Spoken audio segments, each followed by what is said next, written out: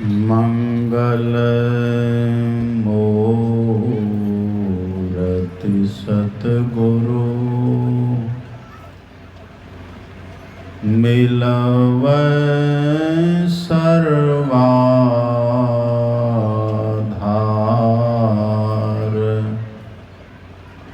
मंगलमय मंगल करना विनवा बारंबार।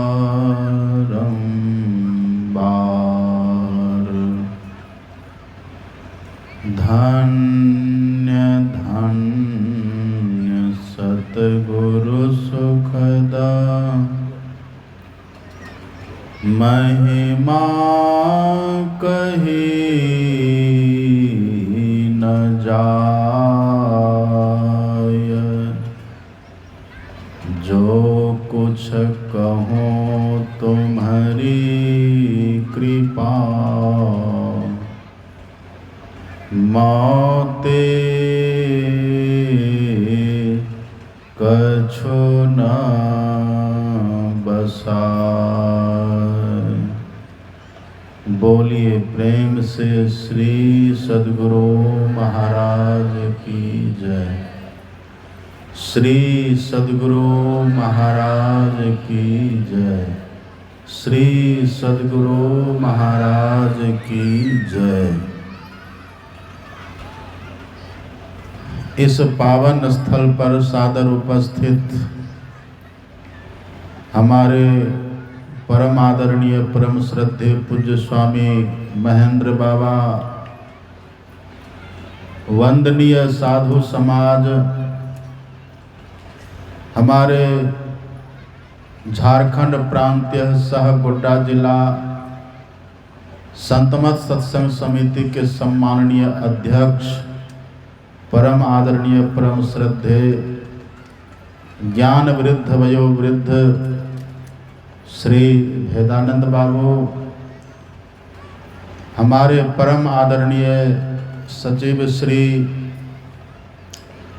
रामचरित्र बाबू, परम आदरणीय सत्संग प्रेमी महानुभावों, पूजनीय माताओं तथा भक्तिमती बहनों,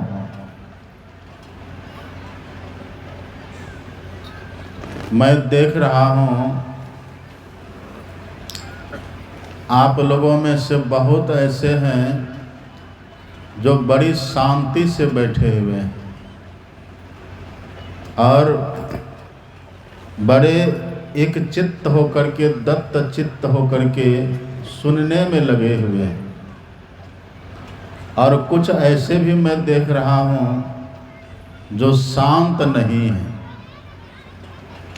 भीतर से चंचल है। अब कुछ बच्चे भी ऐसे आपके छोटे छोटे हैं जो जहाँ तहाँ घूम फिर रहा है, उससे दूसरों को विघ्न होता है। तो जिनके जिनके छोटे छोटे बच्चे हैं, आप कृपा करके अपने बच्चों को शांत रखिए। और ख़ास करके बूढ़ी माताओं से निवेदन है कि जब तक आप बीच में उठ मत जाइए, बहुत शांति से बैठिए। हम थोड़ी देर आपको सुनाएंगे। 4:45 हो गया है और आप ही लोग कहिए हम कब तक आपको सुनाएंगे। 4:45 हुआ है। यदि आप चाहते हैं कि 5 तक हम कहें, 4:45 कब तक? 5:45 तक मंजूर है। मतलब अब से 1 घंटा। श्री सद्गुरु महाराज की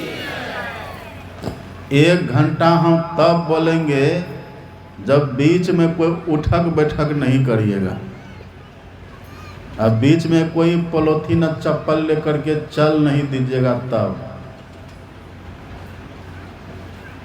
मंजूर है ना ये बात? तो 5:45 बजे तक हम बोलेंगे, एकदम 5:45 बजे तक 1 घंटा के लिए आप बिल्कुल जम जाइए। और 1 घंटा तक सब मेरी तरफ एक टक देखिए। 1 घंटा के लिए मौन व्रत सब ले लीजिए। अब बहुत ध्यान से सुनिए, और मैं आपको विश्वास दिलाता हूँ, मैं कोई भी उलुल जुलुल बात आपको नहीं सुनाऊंगा। मैं जो भी कुछ सुनाऊंगा वो कल्याण की बात सुनाऊंगा, संत और भगवंत की बात सुनाऊंगा, और आप सुनेंगे, समझेंगे, करेंगे तो निश्चित कल्याण होगा। आप बड़ी तन्मयता से, तत्परता से सुनिए। आपने पाठ और प्रवचन में बहुत सुंदर सुंदर बातों को सुनी है, बहुत अच्छी अच्छी बातों आप लोगों ने सुनी। पाठ में क्या सुने थे आप? शिव अज सुख सनकादिक नारद, अजय मुनि ब्रह्म विचार विशारद, सबकर मत खगनायक एहा, करिए राम पद पंकज नेहा। काकभूषुंडी जी महाराज ने कई महापुरुषों का नाम लिया।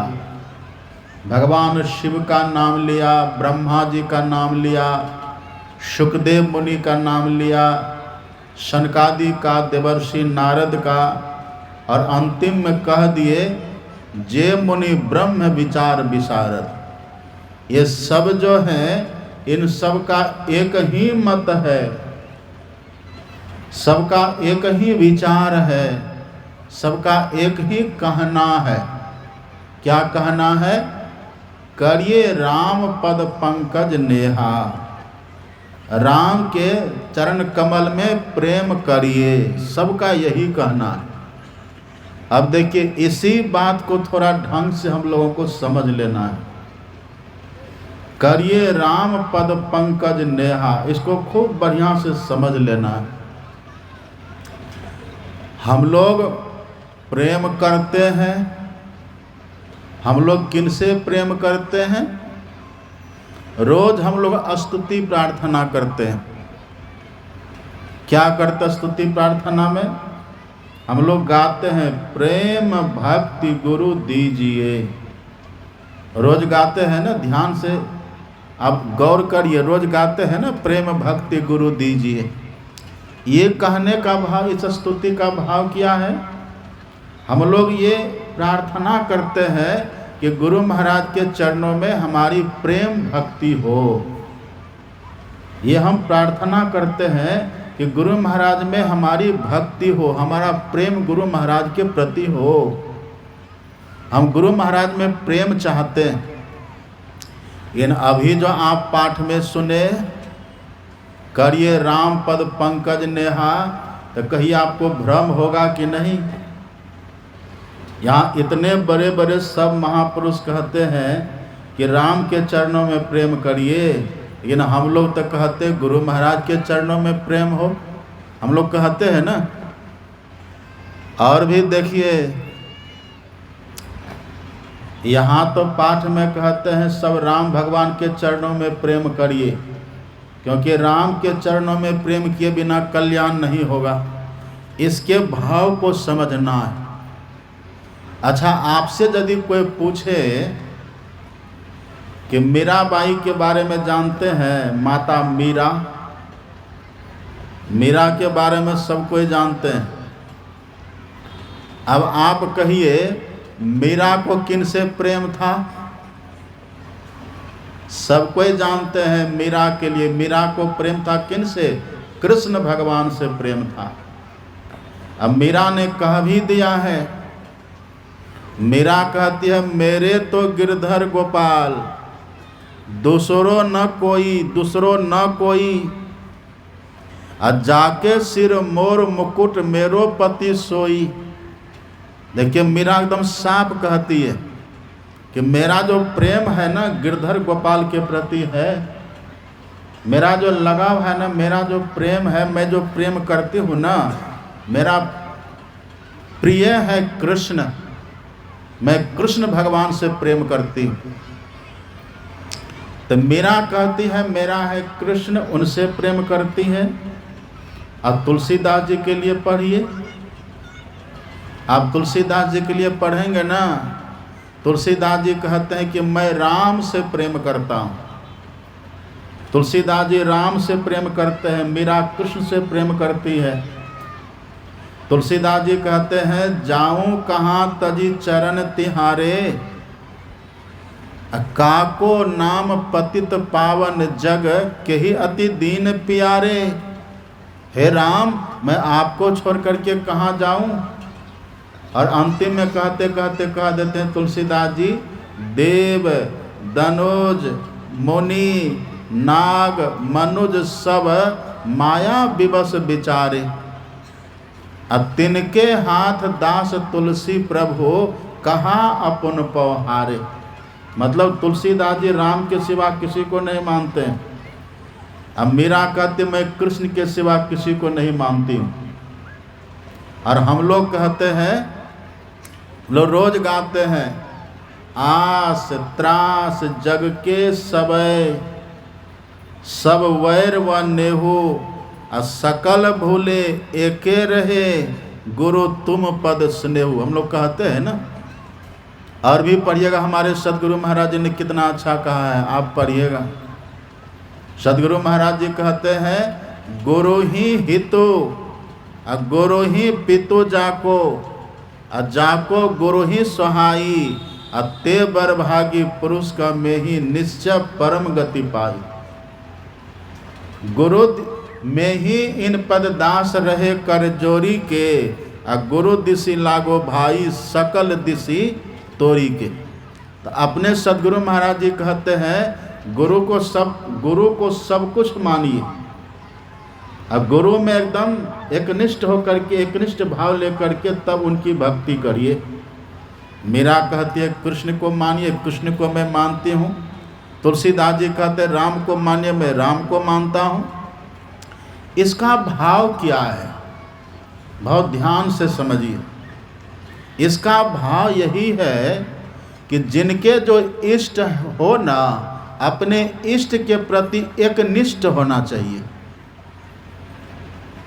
समझ रहे हैं बात? जो अपने इष्ट के प्रति एकनिष्ठ होकर के रहेंगे, उनका अनिष्ट कभी नहीं होगा। एकनिष्ठ करने का भाव क्या है? हम गुरु महाराज को माने तो क्या राम और कृष्ण से हम बैर करें? नहीं। या जो राम को मानते हैं तो क्या वो कृष्ण से और गुरु महाराज से बैर करे? नहीं। इसका मतलब क्या हुआ? इसका मतलब है कि यदि हम गुरु महाराज जी को मानते हैं ना, तो हम राम में भी गुरु महाराज को ही देखेंगे, हम कृष्ण में भी गुरु महाराज को ही देखेंगे, हम शंकर भगवान में भी गुरु महाराज को ही देखेंगे, दुर्गा माँ में गुरु महाराज को ही देखेंगे। मतलब सब में हम गुरु महाराज को देखेंगे, तब हमारी भक्ति एकनिष्ठ होगी, भक्ति हमारी पूर्ण होगी। सुन रहे बात? सब देखिए मेरी तरफ, भटकिए मत कोई इधर उधर। एकनिष्ठ होकर के भक्ति करेंगे, अपने इष्ट के प्रति एकनिष्ठ हो जाना है। उदाहरण देखिए, आपको हम सुनाते हैं। तुलसीदास जी है ना, तुलसीदास जी के इष्ट कौन है? राम भगवान है ना। तुलसीदास के इष्ट राम भगवान है। आप पढ़िएगा तुलसीदास जी के जीवनी में। तुलसीदास जी गए थे एक बार वृंदावन। वृंदावन में बांके बिहारी का मंदिर है ना, वहाँ गए थे तुलसीदास। और तुलसीदास जी दिखाना चाहते थे कि वास्तव में भक्त को होना कैसा चाहिए, ये दिखाना चाहते थे। देखिए संत महात्मा कहते भी हैं और करके दिखाते भी हैं। ये नहीं कि केवल कहते हैं सोने, करके दिखा भी देते हैं। तुलसीदास जी गए वहाँ वृंदावन बांके बिहारी के मंदिर में। पहले तो मंदिर में गए नहीं, वृंदावन गए, आसपास जाकर कहीं ठहरे। बांके बिहारी मंदिर के जो पुजारी थे उनको पता चला कि गोस्वामी तुलसीदास जो महान राम भक्त हैं, वो वृंदावन आए हैं। तो सब जो पंडित पुजारी जी थे बांके बिहारी के मंदिर के, वो जाते हैं तुलसीदास के पास और तुलसीदास जी से कहते कि तुलसीदास, आप अयोध्या से चल कर के वृंदावन आए हैं, अब बगल में बांके बिहारी का मंदिर है, चलिए ना वहाँ प्रणाम कर लीजिए। तुलसीदास जी कहते कि नहीं जी, मैं राम को मानता हूँ, मेरे इष्ट है राम, मैं राम को मानता हूँ, मैं राम की भक्ति करता हूँ, मैं बांके बिहारी के मंदिर में क्यों जाऊँ। ध्यान से सुनिएगा जरा, जैसे तैसे सुनिएगा, कोई बात छूटेगी तो आपको भ्रम हो जाएगा। बहुत ध्यान से सुनिए। तुलसीदास जी ने कहा मेरे इष्ट है राम, मैं क्यों जाऊं। और देखिए तुलसीदास जी ये सिद्ध करना चाहते हैं कि जो राम है वही कृष्ण है, जो कृष्ण है वही राम है, लेकिन जिनके जो इष्ट हो उनके प्रति भाव कैसा होना चाहिए। जब बहुत जिद किया ना तुलसीदास जी को, तब तुलसीदास जी ने कहा कि ठीक है, कहते हो तो चलो हम चलते हैं। बांके बिहारी के मंदिर में तुलसीदास जी गए। वहाँ का नियम है कि पहले से पर्दा बंद रहता है, पर्दा हटने का समय होता, सब वहाँ बड़ी भीड़ लगाते हैं लोग। हम भी साल में एक बार लगभग जब वृंदावन जाते तो हम भी चले जाते हैं दर्शन करने, बड़ी भीड़ लगती है वहाँ। तो तुलसीदास जी भी गए। तुलसीदास जी को वहाँ के पुजारियों ने सबसे आगे में मूर्ति के, बांके बिहारी की मूर्ति के बिल्कुल सामने खड़े किए। तुलसीदास जी खड़े हो गए, अब पीछे पूरी भीड़ लग गई। अब जैसे पर्दा हटने का समय हुआ, पर्दा हटा जैसे, सैकड़ों की संख्या में लोग सब धराम धराम गिरे और सब दंडवत प्रणाम किए। ये तुलसीदास जी प्रणाम नहीं कर रहे हैं। तुलसीदास जी कहते हम भेड़िया धसान वाला काम नहीं करते, प्रणाम करेंगे हम भी, लेकिन भेड़िया धसान वाला हम काम नहीं करेंगे। भेड़िया धसान आप समझते हैं ना। भेड़िया धसान का मतलब एक भेड़ जहाँ जाएगा तो पीछे का सब भेड़ वहीं जाएगा। एक ने कहीं पर धागा बांध दिया तो सब वहीं, सब माताजी धागा वहीं बांधेगी। अब एक माताजी ने कहीं सिंदूर लगा दिया तो सब माताजी वहीं सिंदूर लगाएगी। अब उनको समझना बुझना कुछ नहीं है, बस देखा देखी, वो देखा देखी करते, इसी को भेड़िया धसान बोलते हैं। तुलसीदास जी ने कहा प्रणाम तो हम भी करेंगे, लेकिन ये भेड़िया धसान वाला प्रणाम हम नहीं करेंगे। तुलसीदास जी खड़े रहे, झुके नहीं।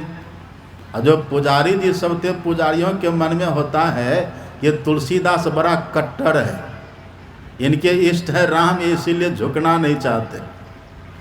पुजारी ने कहा कि अरे तुलसीदास जल्दी झुक जाइए, देखिए सैकड़ों की संख्या में सब झुक गए, सब प्रणाम कर रहे हैं और आप एकदम ये खड़े हैं, अकर करके खड़े हैं, आप भी तो झुकिए। तब देखिए तुलसीदास जी क्या कहते, ध्यान से सुनिएगा, इष्ट के प्रति देखिए भाव कैसा है। तुलसीदास जी बांके बिहारी के मूर्ति के सामने खड़े हो गए, आंख बंद कर लिए और तब कहते हैं कहा कहो छवि आज की, भले विराजो नाथ। नाथ किसको कहते हैं? नाथ मतलब अपना स्वामी, अपना इष्ट। तुलसीदास जी कहते हैं कि कहा कहो छवि आज की, भले विराजो नाथ, मतलब हे बांके बिहारी, आपकी सुंदरता, आपकी छवि की क्या कहना, आप बहुत सुंदर दिख रहे हो, आप तो मेरे ही स्वामी हो, मतलब राम ही आप कृष्ण हो, मेरे ही राम आप कृष्ण बन करके खड़े हो, लेकिन मेरा मस्तक कैसे झुकेगा? हे बांके बिहारी, मेरा मस्तक कब झुकेगा?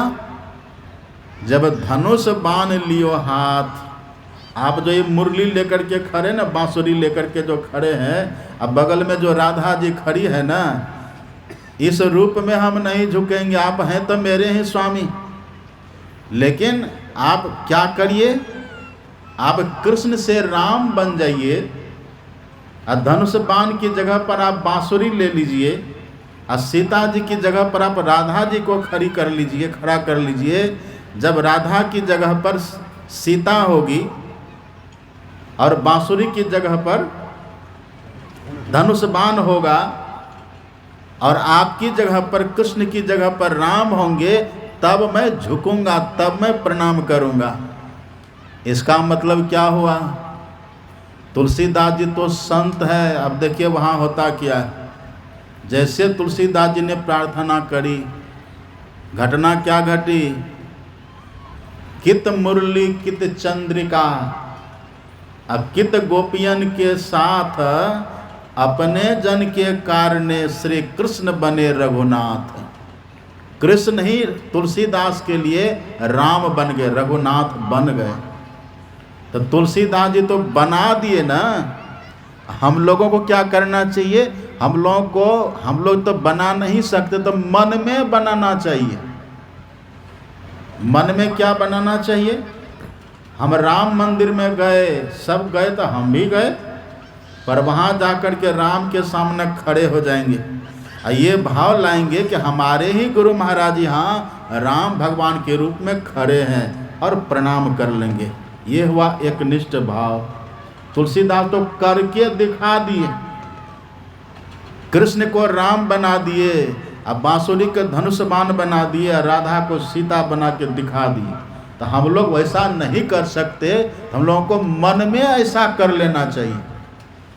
कृष्ण के मंदिर में गए तो वहाँ ये भाव हम रखेंगे कि हमारे ही गुरु महाराज यहाँ कृष्ण के रूप में हैं, और तब चिंतन करके गुरु महाराज का प्रणाम कर लीजिए।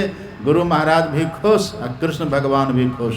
राम के मंदिर में जाइए, गुरु महाराज का चिंतन करके आप प्रणाम कर लीजिए कि हमारे गुरु महाराज यहाँ राम के रूप में है, तो गुरु महाराज भी खुश और राम भगवान भी खुश। दोनों हैं तो एक ही भीतर से, स्वरूप दोनों का एक है, रूप अलग अलग है।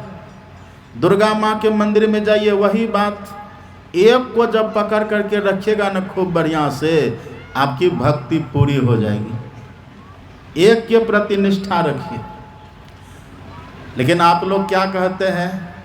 एक बूढ़ी माता ने कहा कि बाबा आप कहते तो ठीक है न है, गुरु महाराज की तो पूजा करवे करते, गुरु महाराज का तो ध्यान करवे न करते हैं, थोड़ा सा शंकरो भगवान को जल चढ़ा दिए तो क्या हो गया, थोड़ा सा उनको भी जल दे दिए तो क्या हो गया। अब देखिए क्या हो गया, सो हम आपको सुनाते हैं।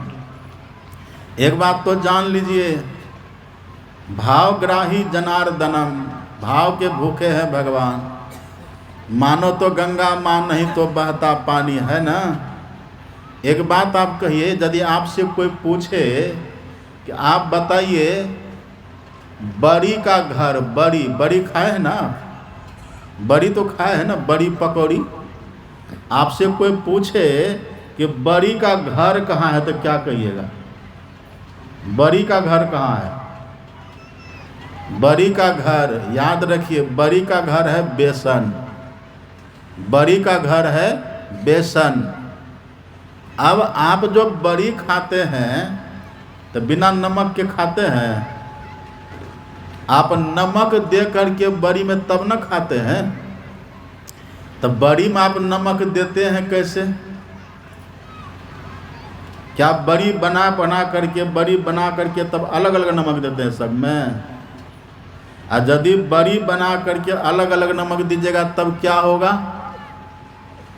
किसी बड़ी में नमक होगा और किसी बड़ी में नमक देना छूट जाएगा, और किसी बड़ी में 2 बार भी नमक हो जाएगा। ऐसा होगा कि नहीं? तो इसका सही इलाज क्या है? इसका सही इलाज है कि बड़ी का जो घर है ना, बड़ी के घरे में निमंत्रण दे दीजिए। आपने सुना पहले के लोग जब भोज भात करते थे ना, गांव में जब भोज करते थे तो जाके सबके यहाँ निमंत्रण देते थे। जैसे एक ही घर में अगर 10 सदस्य होते थे ना, तो 10 को अलग अलग निमंत्रण नहीं देते थे, बस उसके घर में जाते थे और कह देते थे भाई साहब आज आपको चूल्हिया लेवार निमंत्रण है। चूल्हिया लेवार का मतलब क्या हुआ? जितने घर के सदस्य हैं सबको निमंत्रण है। अब अलग अलग कहने की जरूरत है? घर में जाके कह दिए सबको निमंत्रण हो गया। ऐसे ही यदि आप सब बड़ी में नमक चाहते हैं ना, तो बस नमक बेसन में ही दे दीजिए। तो कहिए सब बड़ी में ठीक ठीक नमक होगा कि नहीं? बड़ी बड़ी है तो बड़ी बड़ी में उतने नमक होगा, छोटी बड़ी है तो उसमें उतने नमक होगा, मंझली है मीडियम साइज की तो उसमें उतना ही नमक होगा। ये तरीका है कि नहीं? अच्छा, अब आप सोचिए, अब कोई व्यक्ति कहे कि हम तो बड़ी बड़ी में, हम तो बेसन में नमक दिए है ना, हम तो बेसन में नमक दिए, अब थोड़ा बड़ी में भी दे देंगे तो क्या हो जाएगा? जैसे आप कहते हैं ना, हम तो गुरु महाराज की पूजा करिए लिए, गुरु महाराज का ध्यान करिए लिए, और थोड़ा सा बैद्यनाथ धाम भी चले जाएंगे तो क्या होगा? आप सोचिए, आप कहिए कि हम तो बेसन में नमक दे ही न दिए, अब थोड़ा सा बड़ी में भी दे देंगे तो क्या हो जाएगा? तो कहिए वो खाने के लायक रहेगा? रहेगा खाने के लायक? नहीं रहेगा। इसी तरह से यदि एक की हम खूब बढ़िया से भक्ति कर रहे हैं ना, तो समझिए एक की भक्ति करना बेसन में नमक देना है। एक की भक्ति करने से सबकी भक्ति अपने आप हो जाती है। और यदि सबकी भक्ति करते फिरेंगे तब बेसन में भी नमक दे दिया, बड़ी में भी नमक देते फिरेंगे तब बड़ी खराब हो जाएगी। इसी तरह से आप पढ़िएगा, संत कबीर साहब कितना अच्छा कहते हैं। संत कबीर साहब कहते हैं, 100 वर्षा भक्ति करे, मतलब बहुत दिन से हम एक की भक्ति, किसी की भी, चाहे राम भगवान की, चाहे कृष्ण भगवान की, चाहे शंकर भगवान की, अथवा सदगुरु महाराज की, एक की भक्ति बहुत दिन से करते चले आ रहे हैं। युक्ति जान करके, सही भेद जान करके हम करते चले आ रहे हैं। हम वर्षों से गुरु महाराज की भक्ति कर रहे हैं, सब संतन की बड़ी बलिहारी कर रहे हैं, बैठ के 3 बार ध्यान कर रहे हैं, सब कुछ कर रहे हैं। 100 वर्षा भक्ति करते चले आ रहे हैं। एक दिन पूजे आन, एक दिन मन में हो गया करे गुरु महाराज की, तो सब दिन भक्ति करवे न करते हैं। लगता है ये काम गुरु महाराज से नहीं होगा तो चलो ये काम हम बैद्यनाथ धाम जा कर के शंकर भगवान से करवा लेते हैं, थोड़ा शंकर भगवान को जल चढ़ा देते, तो परिणाम क्या होगा? 100 वर्षा भक्ति करे, एक दिन पूजे आन, 100 अपराधी मानवा परे 84 खान। आपकी भक्ति सब रिजेक्ट हो गई मानो। ये कहने का भाव क्या है? जिस इष्ट को हम पकड़ लें, हम लोग गुरु महाराज को पकड़ के चलते हैं। गुरु महाराज में ही सबको हम लोग मानते हैं। गुरु महाराज में ही राम को मानते, गुरु महाराज में ही कृष्ण को मानते, गुरु महाराज में ही शिव को मानते। एकनिष्ठ भक्ति हम लोग करते हैं। इसको कहते हैं करिए राम पद पंकज पूजा, मतलब अपने इष्ट को खूब बढ़िया से पकड़ लीजिए, ये उनकी पूजा हो गई। हम लोग गुरु महाराज को खूब बढ़िया से मानते हैं, 3 समय ध्यान करते हैं, स्तुति विनती करते हैं, और चलते फिरते मंत्र का जप करते रहते हैं। इससे गुरु महाराज तो प्रसन्न होते ही हैं, बाकी 3300 करोड़ देवी देवता सब प्रसन्न हो जाते हैं। अब परमात्मा भी प्रसन्न होते। परमात्मा एक ही है ना, स्वरूप एक का रूप अलग अलग है तो एक ही, वो प्रसन्न हो जाते हैं। अब थोड़ा सा और सुनिए। अब एक को हम पकड़ लिए, एक की हम भक्ति करने लग गए, सुन रहे थे ना, हमारी भक्ति सफल कब होगी? हम जिनको पकड़े हैं ना, उनके अनुकूल हम चलेंगे तब ना भक्ति होगी। हम गुरु महाराज को पकड़ लिए, गुरु महाराज को इष्ट बना लिए, और गुरु महाराज के ज्ञान के अनुकूल हम नहीं चलेंगे तो भक्ति होगी? सुन रहे थे, बहुत अच्छी अच्छी बात आप लोगों ने इस पर सुनी है, तब हमारी भक्ति होगी? नहीं होगी। और यदि मन गढ़ंत करिएगा, तब मन गढ़ंत अपने मन से कुछ कुछ करिएगा ना, तो जो लाभ होना चाहिए वो लाभ तब नहीं होगा। इसलिए हम जिनकी भक्ति करें, हम जिनको अपना इष्ट बनावें, उनके अनुकूल हम चलें, तब हमको लाभ है। नहीं तो लाभ जो होना चाहिए नहीं मिलेगा। एक उदाहरण हम आपको देकर सुना देते हैं।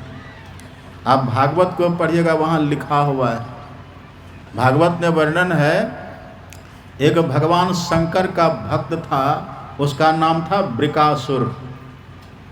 क्या नाम था? सब सुन रहे न बात? उसका नाम था वृकासुर। तो वृकासुर को एक दिन रास्ते चलते देवर्षि नारद का दर्शन हुआ।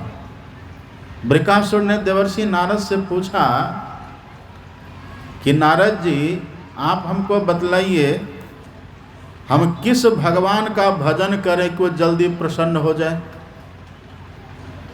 तो नारद जी ने कहा दिया, अच्छा ये तुम पूछ रहे हो। और देखिए क्यों पूछा देवर्षि नारद से, क्योंकि वृकासुर को पता था इसी देवर्षि नारद से युक्ति सीख करके ध्रुव ने अपना कल्याण कर लिया। इसी नारद जी से युक्ति सीख करके प्रहलाद ने अपना कल्याण कर लिया। इसी देवर्षि नारद से युक्ति सीख करके रत्नाकर ने अपना कल्याण कर लिया।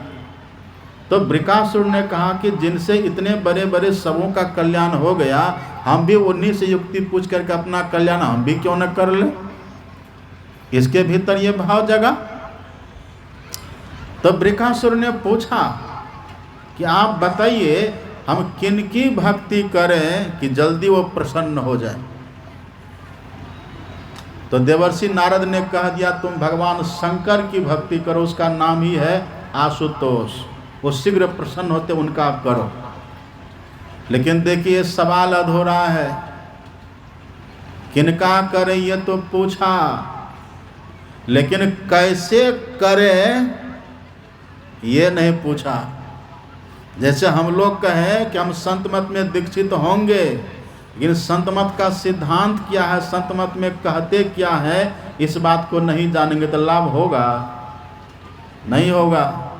ऐसे ही वृकासुर ने पूछा कि हम किनकी भक्ति करें, किनका भजन करें, तो कह दिया भगवान शंकर का करो, उनका नाम है आशुतोष। पर ये नहीं पूछा कि कैसे करें, हम उनकी भक्ति कैसे करें ये नहीं पूछा। बस आधी बात पूछ लिया और चला गया, केदार क्षेत्र चला गया। केदार क्षेत्र में जाकर के वृकासुर ने एक हवन कुंड बनाया और भगवान शंकर को प्रसन्न करने के लिए वृकासुर ने हवन करना शुरू किया। इधर तो लोग हवन करते हैं, जौ तिल घी आदि से हवन करते हैं, लेकिन वृकासुर भगवान शंकर को प्रसन्न करने के लिए अपने शरीर के अंग प्रत्यंग को काट काट करके हवन करके तब उनको प्रसन्न करना चाहते थे। 6 दिन बीत गया, अपना पैर का अंगूठा काट के हवन कर दिया, पैर का पंजा काट करके हवन कर दिया, क्या क्या काट करके, कान काट करके हवन कर दिया। 6 दिन में अपनी देह के 6 अंगों को काट करके हवन कर दिया। वृका लिखा भागवत में पढ़िएगा। लेकिन भगवान शंकर प्रसन्न नहीं हुए।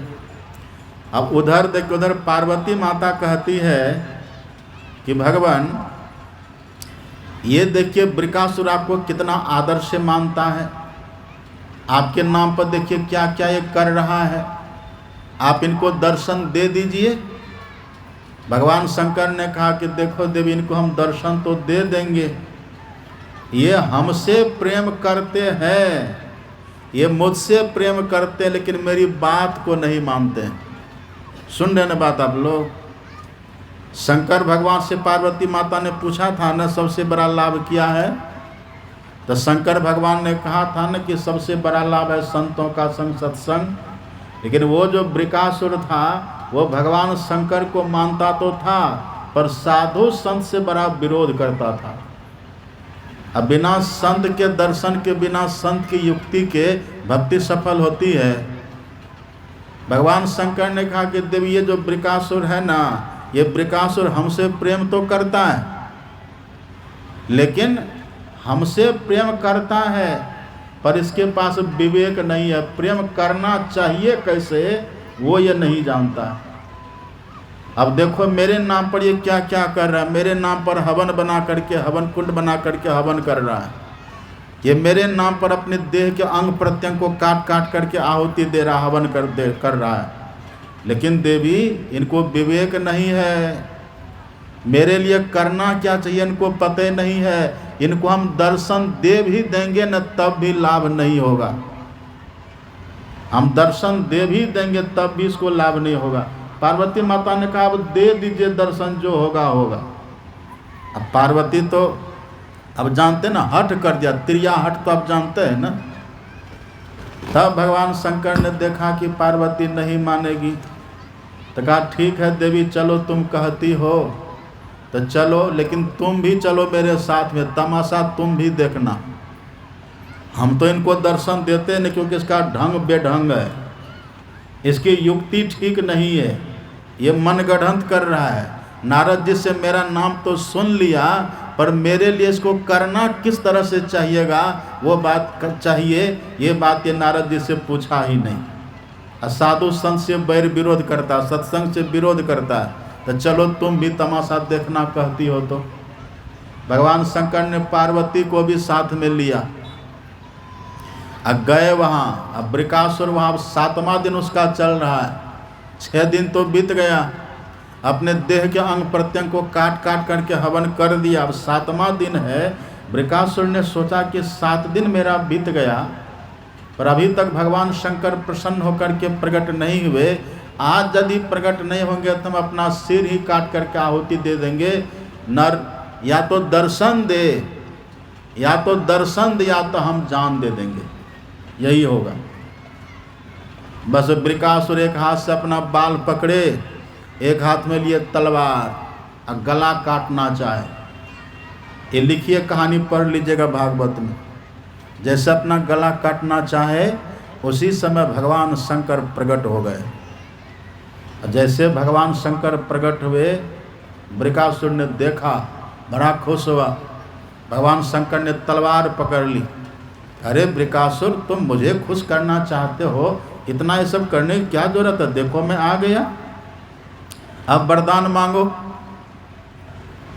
अब जैसे कहा वरदान मांगो, बृकासुर ने कहा कि ठीक है भगवान, आप यदि कुछ देना चाहते हैं तो हमको अमर बना दीजिए।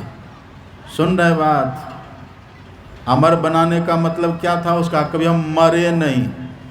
भगवान शंकर पार्वती को देख करके मुस्कुराए, कहा कि देखो देवी, यदि इसको विवेक होता, ये सत्संग करता, नारद जी के अनुकूल ये सब काम करता, इसको विवेक होता तो ये वरदान ये मांगता। भगवान शंकर ने कहा कि बृकासुर, ये वरदान नहीं होता, अमरता का वरदान नहीं होता। सुनो, आत्मा तुम्हारी अमर है ही है। आत्मा कभी मरती है? कभी मरती है आत्मा? आत्मा कभी नहीं मरती। और शरीर किसी का सब दिन रहता है। सुन रहे कि सो रहे हैं? सब चोरी हम पकड़ रहे हैं। जागा महादेव।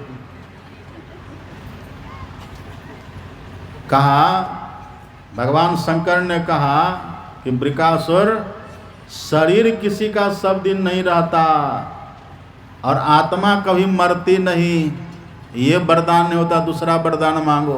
अब पार्वती को देख करके भगवान शंकर थोड़ा मुस्कुराए, अब देखो क्या मांग रहा है।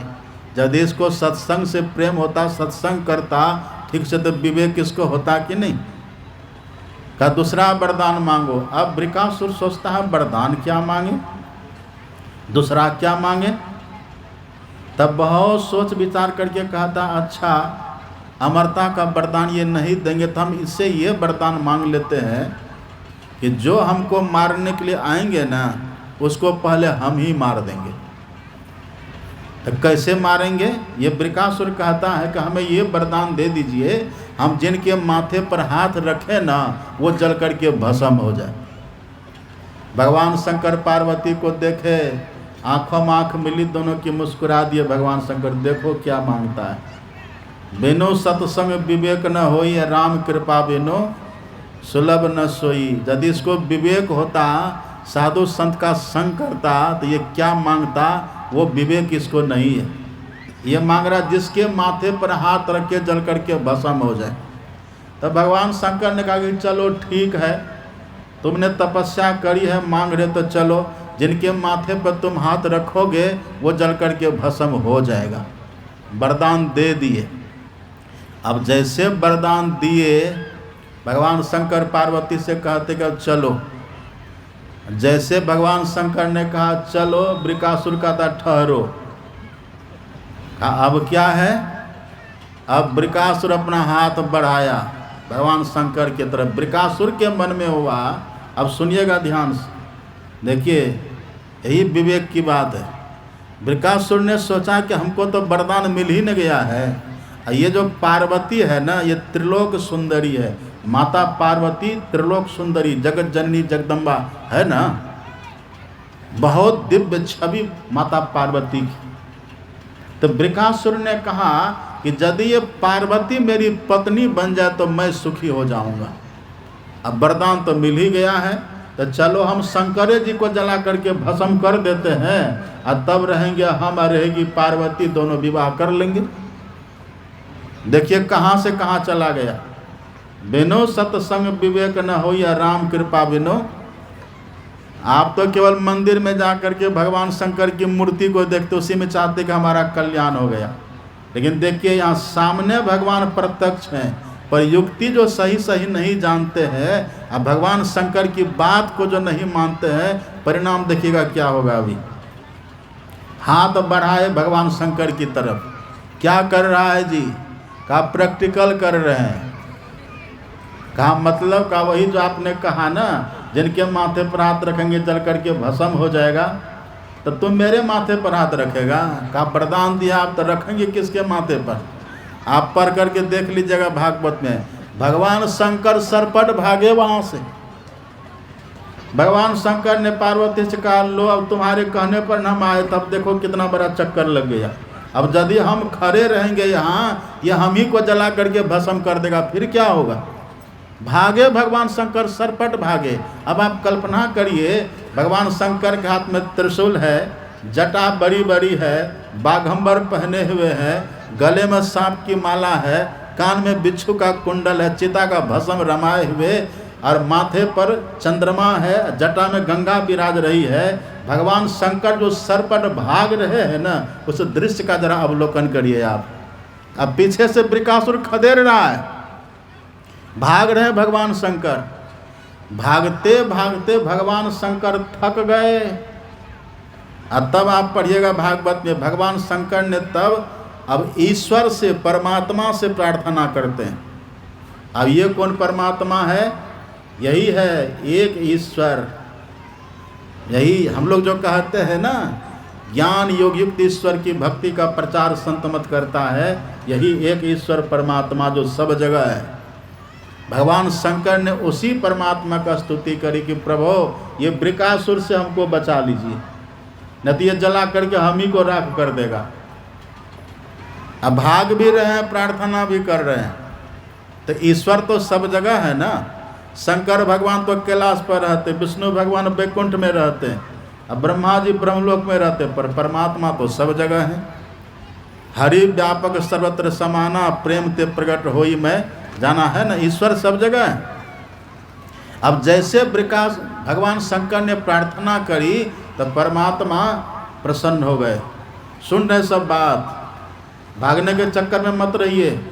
अब बस हम समय से ख़त्म कर देंगे, हम पूरा करेंगे और समय से समाप्त कर देंगे, बैठिए आराम से। ये कैसे भाग रहे हैं सर, हे भगवान। अब जाइए ना, कहाँ जाइएगा, जाइए पता चलेगा। विवेक खत्म करके जाइएगा, तो यहाँ देखिए ना कितना बड़ा। अब भगवान ने प्रार्थना करी, अब फल दे। ईश्वर तो सबका सुनते हैं ना। जैसे प्रार्थना किए, अब ईश्वर परमात्मा एक छोटे से ब्रह्मचारी के रूप में वहाँ प्रकट हो जाते हैं। आगे आगे भगवान शंकर भाग रहे थे, पीछे से वृकासुर, बीच में ईश्वर परमात्मा एक छोटे से ब्रह्मचारी के रूप में प्रकट हो गए। अब देखने में इतना सुंदर थे, पार्वती से भी ज़्यादा सुंदर वही। ये तो सुंदरता के पुजारी थे ना वृकासुर। अब जैसे देखा उस ब्रह्मचारी को, वृकासुर वही ठिठुक गया कि ये इतना सुंदर बालक। अब वो तो भगवान थे, भगवान की माया थी। भगवान ने कहा कि क्यों शकुनी नंदन वृकासुर कहाँ भाग रहे हो। वृकासुर ने कहा इनके पीछे। कहा क्यों। कहा इनको जलाना है। क्यों जलाओगे। क्योंकि हमको इनकी पत्नी पार्वती से विवाह करना है। तो कैसे जलाओगे? इन्होंने हमें वरदान दिया, जिनके माथे पर हाथ रखेंगे वो जल करके भस्म हो जाएगा। तो वो भगवान कहते तुमको विश्वास हो गया इनकी बात पर? अरे समुद्र मंथन हुआ था, वहाँ से विष निकला था, वह विष यही पिए थे, जब से विष पिए तब से बौरा गए हैं ये। इनकी बात पर तुमको विश्वास हो गया? पहले थोड़ा देखो कि तुम्हारे हाथ रखने से आग उग लगेगी कि नहीं, पहले थोड़ा प्रैक्टिकल करो, देखो, और जब सही में आग लगेगी तो चलना, हम भी तुमको सहयोग कर देंगे। पहले थोड़ा चेक तो कर लो। कहा कैसे चेक करें? अब देखिए, जब नाश मनुष्य पर छाता है पहले विवेक मर जाता है। कहा कैसे चेक करें? कहा पहले देखो ना, अपने हाथ को थोड़ा माथा अपने माथे के पास ले जाओ, गर्म लगता है कि नहीं। अरे पहले गर्म लगेगा तब न जलेगा, गर्म लगते हटा लेना। ऐसा भगवान ने उसको फेड़ा, उसकी बुद्धि को चकराया।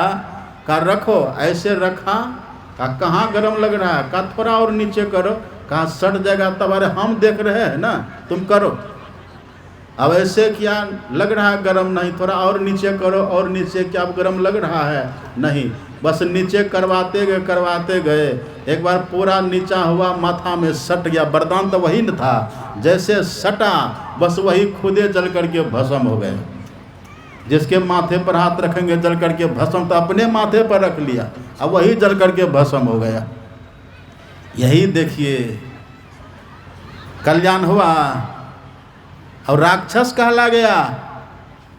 इसीलिए कहते हैं जुक्ति से भक्ति यदि न किया तो भव से त्राण कहाँ होगा। नारद जी ने बतला तो दिया कि शंकर जी का करो, पर करो कैसे? वो जो नहीं सीखा न, उसका परिणाम हुआ कि अंत तो गत्वा वो बेमौत मरा और दुर्दशा हो गई उसकी। यही बात है, जिनको हम माने, जो हमारे इष्ट हो न, उनके अनुकूल हमको भजन करना चाहिए, भक्ति करनी चाहिए, तब ये हुआ एकनिष्ठ भक्ति। अब सुनिएगा, हम लोग के गुरु महाराज जी ने क्या कहा है, रटा दिए कि नहीं? हम लोगों को रटा दिए हैं। सत्संग नित अरु ध्यान नित रहिए करत संलग्न हो। सबको याद है कि नहीं?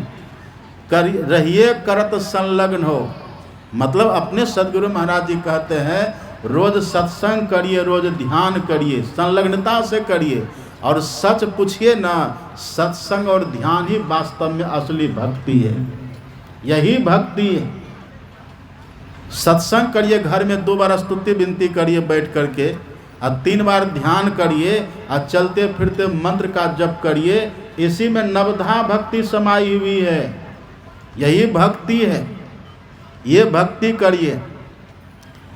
कैसे करिए? तो रोज करिए, 3 बार ध्यान, 2 बार स्तुति विनती। अब सुनिए थोड़ा सा, ये रोज कौन करेंगे? रोज किन से होगा? 3 बार ध्यान, 2 बार स्तुति विनती कौन करेंगे? नीचे देखें ना, नीचे गुरु महाराज हम लोग को रटा दे, नीचे कह देते हैं पहले तो कहते सत्संग नित और ध्यान नित रहिए करत संलग्न हो। अब देखिए, व्यभिचार, चोरी, नशा, हिंसा, झूठ तजना चाहिए। मतलब क्या हुआ? जो व्यक्ति व्यभिचार भी करेंगे और सत्संग ध्यान भी करेंगे तो 3 बार रोज नहीं कर पाएंगे। उनके भीतर में करने की प्रेरणा ही नहीं होगी, वो बहाना बनाएगा। व्यभिचारी व्यक्ति रोज नहीं कर सकता। जो चोरी करने वाला, जिसको चोरी करने की वृत्ति है ना, जो चोरी करता है बिना पूछे, जो दूसरे का सामान लेता है, लोभ जिनके भीतर दूसरे के धन का हो, ऐसा चोर भी चाहे कि हम रोज ध्यान करें, सत्संग करें, नहीं कर पाएगा। झूठ बोलने वाला रोज नहीं कर पाएगा। जो हिंसा करेगा वो नहीं कर पाएगा। जो नशा करेगा वो भी नहीं कर पाएगा। नशा आप समझ रहे हैं ना? नशा खैनी बीड़ी का जो सेवन करेगा उनसे भी नहीं होगा। और खैनी बीड़ी का सेवन, ये शराब का सेवन, तो ये छोटी मोटी नशा है। नशा मद तो बहुत तक भांति का, ताही न जाने कोय, तन मद मन मद जाति मद, माया मद सब लोय। अब विद्या मद और गुणहु मद, राज मद उन्मद, इतने मद को रद्द करे तब पावे अनहद। जाति की भी नशा होती है, जाति की नशा लेकर के सत्संग ध्यान करिएगा तो नहीं होगा। जाति की नशा, विद्या बुद्धि की नशा, पद की नशा, धन की नशा, धन के नशे में रहते हो चूर और गरीबों की दुनिया से रहते हो दूर, धन के भी नशा होगी तो भजन आपसे नहीं होगा। मतलब कहने का है जो पंच पापों से अपने को बचा करके रखेंगे ना ढंग से, वो सत्संग ध्यान किए बिना रह ही नहीं पाएंगे। अब पाप भी करेंगे और सोचिए सत्संग ध्यान भी करेंगे तो होगा। आप पढ़ लीजिएगा रामचरितमानस में, राम भगवान का वचन है। राम भगवान कहते हैं पापवंत कर सहज स्वभाव, अब भजन मोरे तही भाव न काऊ। भगवान कहते हैं जो व्यक्ति पापी है, जो पाप करेंगे और सोचे कि मेरा भजन भी करे, उससे भजन नहीं होगा। इसलिए अपने गुरु महाराज जी ने रटा दिया कि पंच पापों को छोड़ करके रहिए और तब सत्संग ध्यान रोज करिए तो कल्याण हो जाएगा। अब सुन लीजिए थोड़ा सा सुन, यद्यपि आपने सब बातें सुन ली है, कुछ कहने के लिए बाकी नहीं रहा, फिर भी सत्संग नित और ध्यान नित, ये असली भक्ति है। ध्यान का मतलब क्या हुआ? ध्यान किसको कहते हैं? प्रातःकाल आपने सुना था, ध्यान करने के लिए बैठिए तो ध्यान का आरंभ कहाँ से होता है? जप से होता है।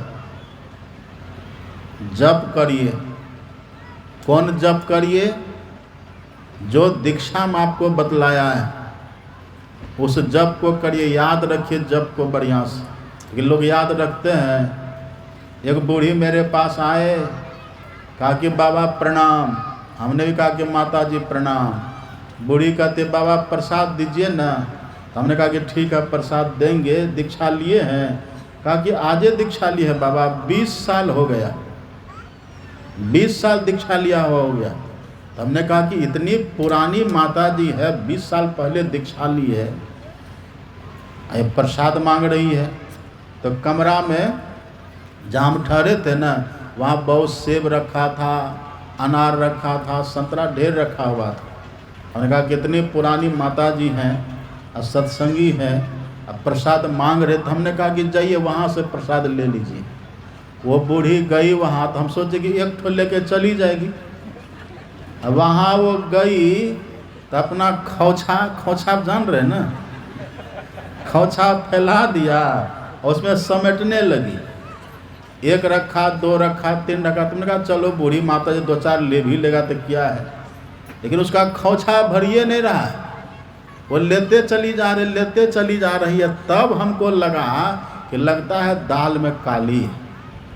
यदि ये 20 साल पुराने सत्संगी होती और ठीक ये ध्यान करती, इसको संतोष होता मन में कि ये देखिए कैसा हाही की तरह कर रही है। तो जब वो ले करके पूरा समेट लिया, भर लिया, तो हम कुछ नहीं कहे। हम इतने पूछे कि माता जी कब दीक्षा लिए? तो 20 साल पहले। तो मंत्र याद है?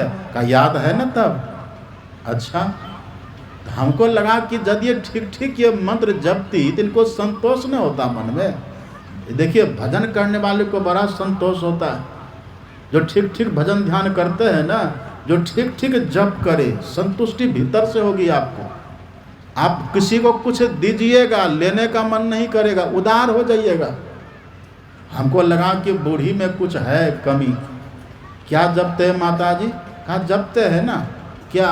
वही जो दीक्षा में बतलाए थे। तो कहिए ना जरा हमको सुनाइए, तो आपको सुना दें। बोला हाँ हमको सुना सकते हैं, कहिए। तब बूढ़ी कहते कि हम तो जपते हैं जय गुरु जय गुरु जय गुरु जय गुरु। हमने कहा है गुरु।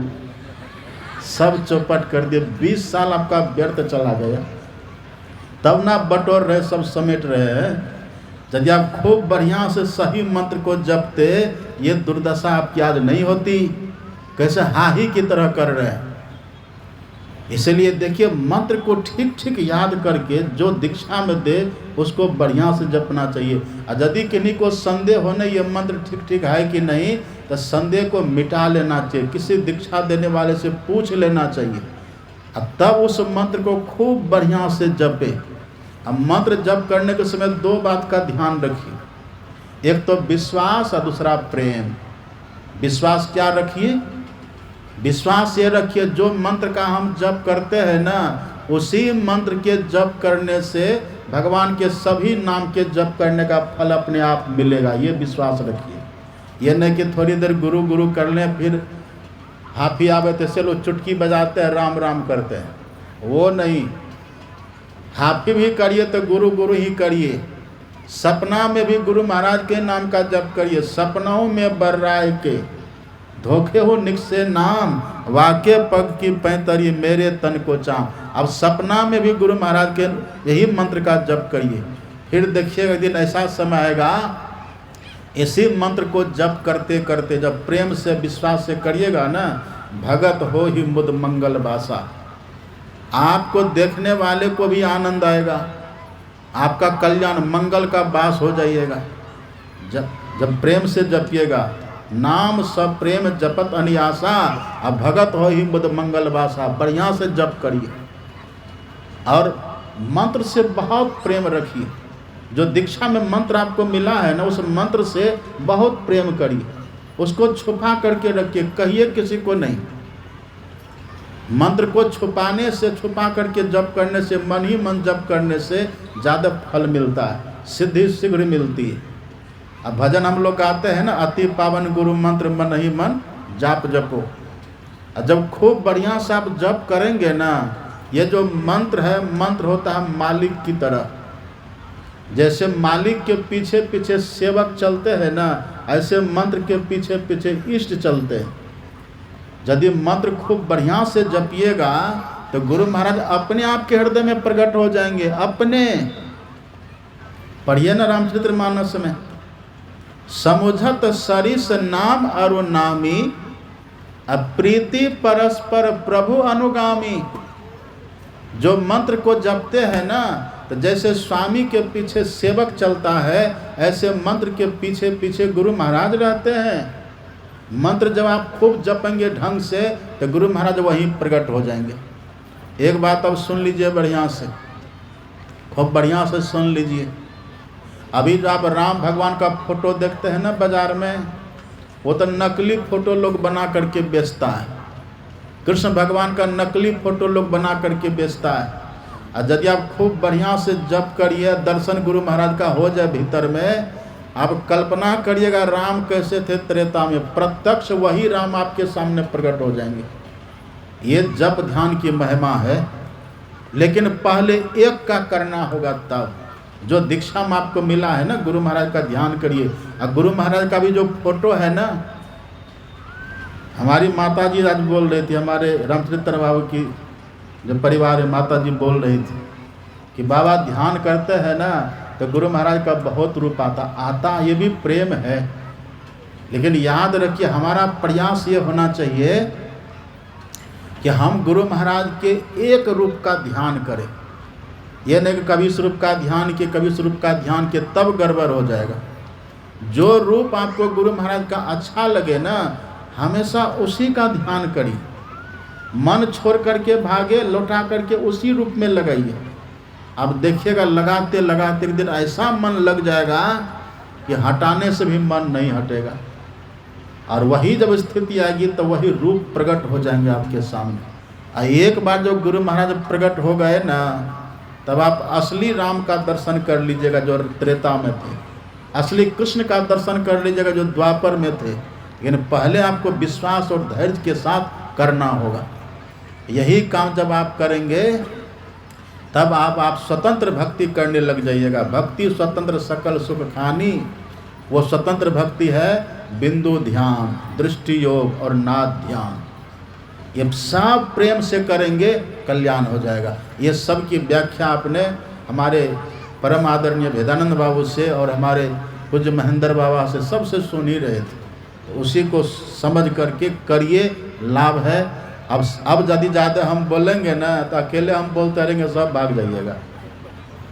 एक जगह सत्संग हो रहा था, अब बाबा जो प्रवचन करते थे तो उनका नियम था, आंख बंद करके बोलते थे वो, और ऊपर से काला चश्मा पहन लेते थे। एक तो आंख बंद, ऊपर से काला चश्मा पहन लेते थे, बोलते रहते थे। एक जगह सत्संग में गए, तब बोलने लगे। अब 6 बजे शाम को बोलना शुरू किए, 8 बज गया तब भी बोलिए रहे हैं, 9 बज गया तब भी बोलिए रहे हैं। भूख लगती है कि नहीं लोगों को, भूखे भजन न होई गोपाला, ले लो अपनी कंठी माला, एक एक करके सब जाने लगे। और 10 बज गया वो बोल ही रहे, एक एक करके सब चला गया। और जब 11 बज गया, जब आँख उनकी खुली तो देखा पूरा पंडाल खाली। एक बूढ़ा आगे में बैठा हुआ था। वो बाबा कहते कि बूढ़ा बाबा आप धन्य हैं, धन्यवाद है आपको। बूढ़ा कहते क्यों बाबा? का सब श्रोता भाग गए, आप हैं तभी ना आप सुन रहे हैं, आप ही असली श्रोता, बाकी तो सब नकली थे, सब भाग गए, आप असली श्रोता हैं।